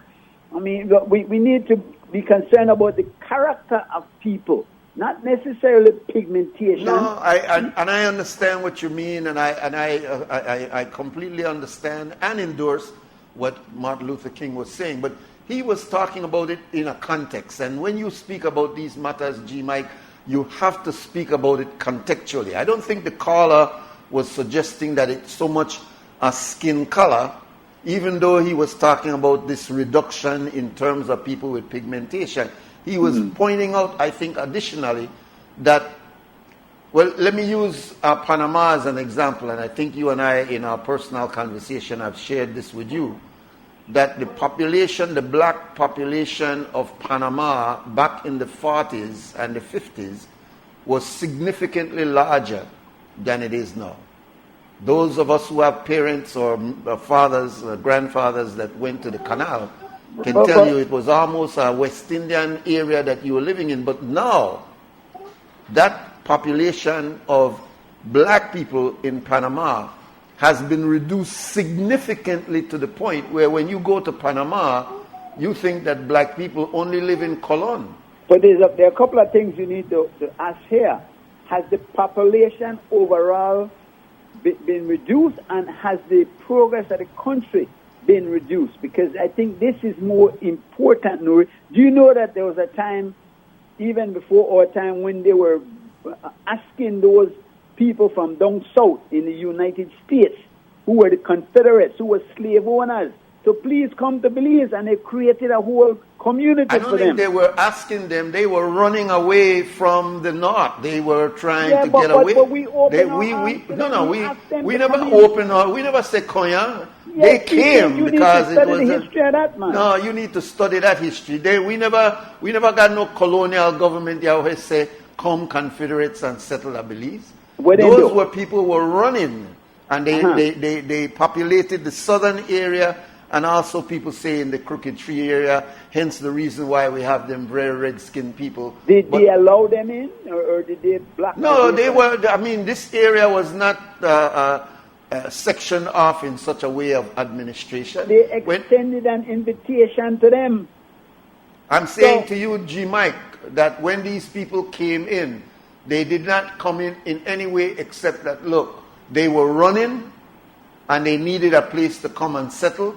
And they came in and they settled in those areas. And they did not stay, according to the history.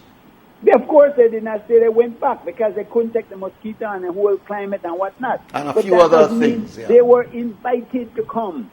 All right. I'm not going to query on that. Right, right. So that is not important. Yeah. You know? The important thing is the demographics was not suggesting anything except that we are not only losing color. I think when you go back to what Martin Luther King was talking about, character, that's the thing that we're losing more than anything else. Is that that value system that we had, that regardless to our color, we had certain values.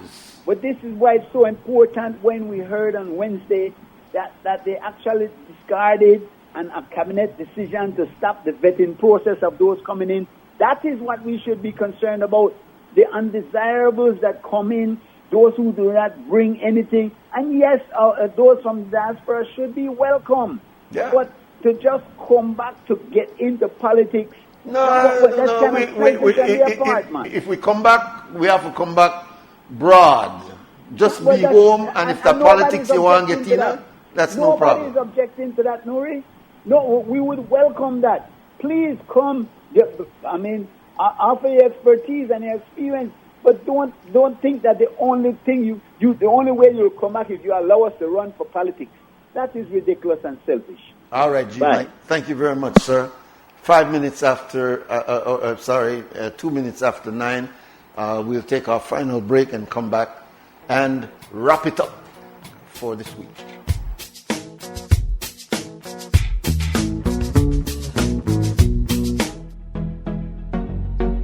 First of all, I'm a husband and father. I am also a teacher by profession. I'm very much involved in sports. I'm with the Belize Hurricanes, the champions for the NEBL basketball league, which is actually the highest level as far as you could go with basketball in the country. My personal experience is that Smart assisted me when nobody else would. Social media actually blows up, when you put it out there so you could meet your fans and so forth and get feedback. This would not have been possible had it not been for Smart. I just need to say thank you to Smart for being there when you were needed. Sometimes when the need for cash arises, it's way past business hours. At St. John's Credit Union, we're pleased to announce the installation of our new ATM machine at our Belmopan branch. As well, be sure to access our financing options, savings account, check cashing, even pay your BEL bills, and transfer money around the planet using our Western Union facility. Visit us today at number 76 Constitution Drive in the city of Belmopan. St. John's Credit Union. Safe savings, smart borrowings. September is almost here, so you already know that Expo Belize Marketplace 2017 is the place to be. This year's Expo kicks off on September 16th and 17th from 8 a.m. to 5 p.m. at the IT Vet Campus on Freetown Road in Belize City. Don't miss out on Belize's largest business expo, where local businesses will be showcasing their finest products and authentic Belizean services. Take advantage of fabulous deals, local foods, drinks, kids rides, entertainment by Super Furia, DJ Father Jesse, and live performances by Super G and TR Shine, with special host DJ Dollar. And since it's our 21st year, we'll be raffling 21 gate prizes each day of the expo. That's right, 42 chances to win cash prizes, groceries, electronics, and even a round-trip ticket to the United States courtesy of United Airlines. Adult tickets $5, kids 3 to 11 pay just $3. Save the dates, September 16th and 17th. Join us, come and celebrate the 21st anniversary of the Expo Belize Marketplace. Sponsors include Bowen & Bowen, Quality Poultry Products, Yellow, United Airlines, CPBL, J&G Company Limited, Busta, The Angeles Press Limited, Cellular World, Caribbean Tire, Brothers Hubert, Image Pro, Studio 7, Henstronics, U.S. Embassy, KREM Radio, Love FM, and BCCI Western Union. The children in the ghetto want food to eat. Darren's Feeding Program presents the 6th Annual Hunger Awareness Ride. This ride is to be held on Sunday, July 30th, 2017, starting in front of the Marion Jones Stadium at 6 a.m. sharp. Registration starts at 5 a.m. for a small contribution of $10. Ride leaves Marion Jones Stadium into Philip Goldson Highway, through the Boom Hatchville Road, into George Price Highway, and finishes in front of the Marion Jones Sporting Complex. Music by Silver Fox Sounds. For more information, contact Dara at 623-3662. This ride is sponsored by CDS Gas, Zitra International Limited, The Angeles Press, Amandala, Guardian Newspaper, Habet & Habet Limited, AAA Loans, Belize Electricity Limited, Bowen & Bowen Limited, KREM TV, KREM Radio, Vibes TV and Vibes Radio, Channel 7, Smart, Wave TV, Wave Radio, More FM, and Plus TV. Children in the ghetto want food to eat. The UBAD Educational Foundation presents an evening of exquisite poetry from Belize's best poets with its monthly open mic poetry night fundraiser. It's going to be from Thursday, July 27, from 6 p.m. to 9 p.m. on the lovely seaside deck at Spooner's on North Front Street. Minimum donation of $5 with all proceeds going to support the work and vision of the UEF's Library of African and Indian Studies. Come for an evening of verbal journeys from dynamic imaginations of Belize's best poets sharing their poetry. Come to share your poetry on our open mic or call 628-1561 to reserve your space to read. The UEF monthly open mic poetry night fundraiser on Thursday, July 27th from 6 p.m. to 9 p.m. A night of beautiful poetry. Come listen to the fire of our voices. See you there.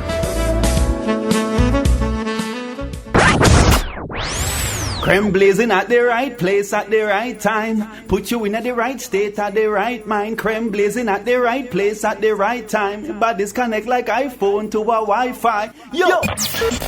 Don't touch your radio dial. Just keep it tuned in to 96.5. Right here on KREM FM. Ross Indio said that.